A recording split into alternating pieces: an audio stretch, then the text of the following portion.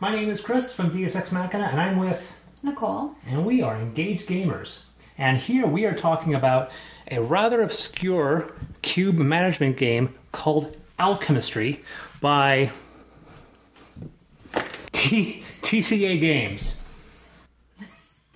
We didn't plan that out well. You were saying? This is a cube management game, almost similar to most games where you grab a cube, you turn cubes into other cubes, and so forth. And it is based off of once again, similar to Cauldron Master. It is a game where you're basically throwing things into pots, making potions. This one deals with it in form of a classroom and so forth.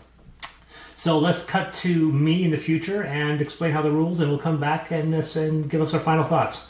This is Alchemistry. And firstly, take note of the strange texture on this box. We'll get into that later on in the review. Each player receives one of these character boards, though character is pushing the term considerably. The only distinction comes in the color of meeple you gain.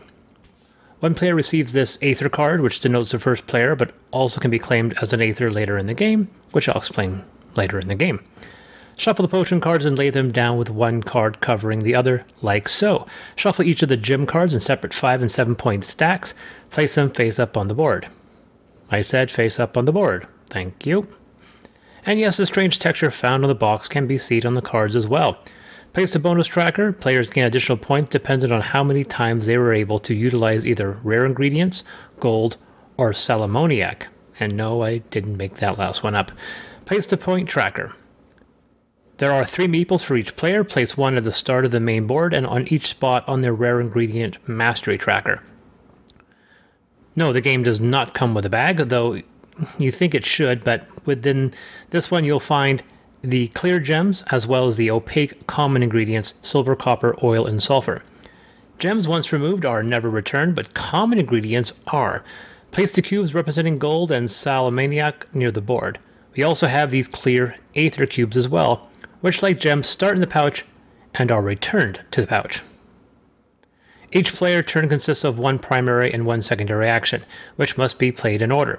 Select one on each column. The first option is to simply draw 2 random cubes from the bag and place them in their matching spot on your board. There is a limit on each section, 3 for common, 2 for rare. Additionally, you can claim 1 rare ingredient, either salamoniac, which I'm just going to call white from now on, or gold. Additionally, you can flip over a claimed gem card to gain 2 gems from the supply. Remember, I said gems removed are not returned to the bag. They're just placed alongside the board. A card flip still counts for points, but cannot be flipped again. You can also trade 2 gems in your supply with 2 on the table. Doing either action gains you 1 point, which you gain instantly. The first secondary action you can perform is to claim either a potion or a gem card. Remove these from your supply and claim a card which matches those cubes you possess. The gem cards, as I just said, can later be flipped in order to take gems back into your control from the supply as a primary action at the start of your next turn. Points on these cards occur at the end of the game. Alternately, you can claim either one or both of the potion cards. The requirements are shown on the card. That means that one cube that overlaps the bottom card overrides that card's cost. If you claim both, that means one card requires 1 less cube. Each potion card counts as 5 points at the end of the game. Aether, which are the clear cubes, can be used as wild cubes to replace requirements on a potion card, though if you're able to avoid using them, you'll gain 3 additional bonus points, which is scored instantly. If you claim 1 or both potion cards, you can place the new cards in any configuration, overlapping them as you see fit, giving you, or more likely somebody else, an advantage or disadvantage in claiming both cards later. If you do use white or gold cubes in the acquisition of potion cards, you can move up either of these mastery trackers for each one used. When a player crosses the 15-point threshold, they lock it off to prevent other players from reaching past that spot. Another secondary action involves trading in 3 silver or copper to gain 1 gold, or 3 oil, which is black, or sulfur, which is yellow, to claim 1 white. This action nets you 3 instant bonus points. The last secondary action involves removing 2 random cubes from the pouch, but returning 1 to the bag, claiming the other. When any meeple reaches or passes the 15-point threshold, or any player advances into the 3 bonus point spot on either of the mastery trackers, the game ends on the turn of the player who holds the first player marker, which, as I said, can be used as Aether in the game, though once used, is handed off to the next player. The game also ends if either gem deck or the potion deck is empty. And that's the game! And we're back. And so this is Alchemistry. Right off the bat, tell me what. Let's think about production values first before we talk about the rules. Really heavy-duty cardboard, but really shiny material. This game is. I'm sorry. Yeah. This game is cheap. It is cheap. If you know anything about cars and painting of cars, the one thing you don't want to have is something called orange peel, which is this patterned, which looks like the feel of oranges, that uneven picture. This entire game is completely covered in orange peel, and it's shocking that the cards, the boards all have this really ugly, shiny texture to them. It's really cheap. And I'll also state personally, if you give me that moment, that the cards there's very few illustrations. These potion cards are just ugly. I mean, it's just... And they're very difficult to hand shuffle. They're hard to shuffle, but also hard to interpret. I mean, it's just a card with 6 cube colors. There's no art design. I mean, Cauldron Master or a few other games at least give you something. Like, it's just cubes. It's just cube colors. It's like there's no theme. And on top of that, then you have the meeples. Which are just larger Very, versions. very boring meeples. Yeah. And then, of course, you just have the cubes. Now, we added a nice little pouch from our own personal collection. But it doesn't come with a pouch, so you just have these tiny colored cubes, opaque ones and transparent ones, and they all have their own little rules. The player boards also don't have any form of production design whatsoever. It's just symbology. It's just incredible how simplistic and just from a production standpoint, how cheap the game is. I still like the thick cardboard. The thick cardboard's nice, and I'm going to say it is thick. It is really thick. That first player marker that we saw here, this is a thick piece of cardboard, and that's, I guess you can call it the first player marker. And that's it's nice and all, but once again, it has that weird orange peel finish to it, which is just very undesirable. I found them to be a little hard to understand in general. The biggest part is I feel that when they're trying to tell you how to keep track of points, scoring points, they kind of spread it out over the book in a way, so it's hard to know exactly when you're supposed to score something, really. Yeah.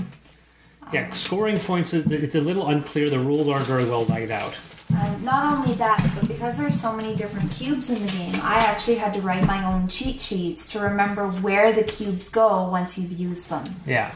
Because there's over, 8 or 9 different colored cubes, and like 4 of them go in different places. Some go back in the bag, some stay out on the table, some never go in the bag. So I had to write cheat sheets. Right. Because it was that complex. Okay. Now, what did you think of the game? I actually really enjoyed the game, though. Realistically, I think it was fun. Being able to, once again, strategize, kind of a little bit on chance, get hopefully the cubes that you want, but then once you get the cubes that you need, you can use them to brew your potion and get the cards you want to get. This game sucks. That's one person's opinion. Of course, it's one person's opinion. That's the whole point. This whole thing is it's about being subjective. This game, this is a bad game, in my opinion. I think it's a very, very bad game for a couple reasons. First of all, when you look at these very bland boards, you get one primary action between options of 3, and then a secondary action of option of 3. But for the first 5-6 rounds of the game, everyone's doing the same thing. You're just pulling cubes out. You're just pulling cubes out over and over and over. And then your strategy is entirely based on 1 or 2 options based on the cubes you remove. So if you gain enough Of the opaque cubes, you start going with the potion cards. Otherwise, you go with the gem cards. If you pull out a lot of gems, you start pulling a lot of gem cards. And if you pull out a lot of gem cards, then you're going to flip the gem cards over to gain more gem cards to claim more points, and you create this very rudimentary and crude engine of you just simply spending points until you run out of cubes, and then you start pulling cubes again. And it's such a very... I mean, it would have been so nice if this was an engine builder and you could actually, like Mage Academy, when you can actually build and put different actions on here, but everyone has the exact same card doing the exact same thing. Pulling 2 cubes out, putting them on your board. Pulling cubes out, putting them on your board. And when you finally see a pattern, then you lock down a card that you can claim.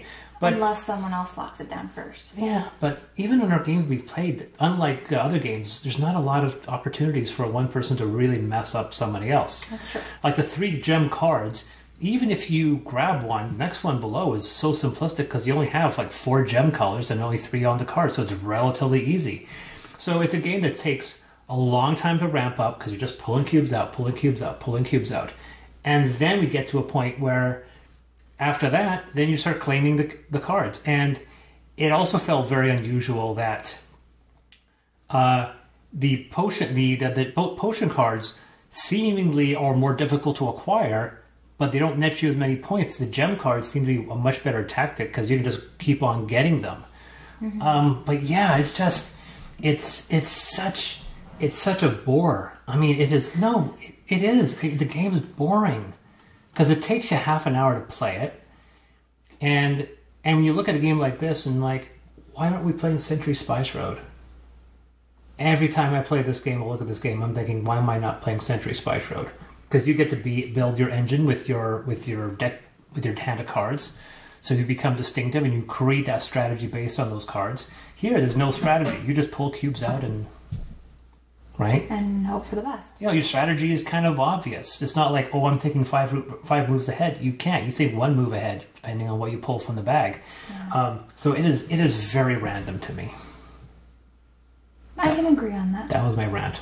That was a rant. It was a rant, because I do not like this game at all. I think it's very, very poor. The production value is very inadequate, in my opinion. I find the rules the rules aren't even that simplistic. They're just boring. Like the game could have made more of it, but they put a very basic,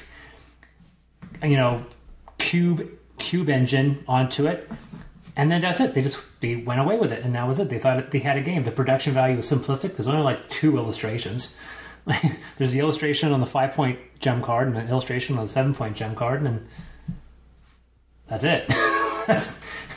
There's nothing else. I mean, I could have built this game in AutoCAD in over a weekend. It's just... At least the cover's pretty. Is it? It's colorful. Is it really? So 1 to 4 players, 10 to 15 minutes per player. It definitely feels like it should be shorter. I'd say the production value is inadequate. I think the game is boring. I think the cube engine, the engine management system, is very simplistic. I think it's way too random, at least in the early stages of the game. And then the late stages of the game, your options are kind of obvious. So it's really easy to just pick out a strategy because you can't really think that far ahead. Yeah.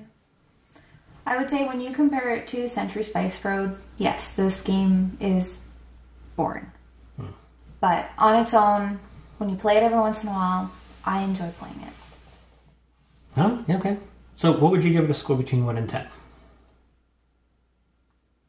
Probably 5. Okay, so you give it a 5. If 1 is the Lord of the Rings game that you made me play that one time, I would give this game a 3.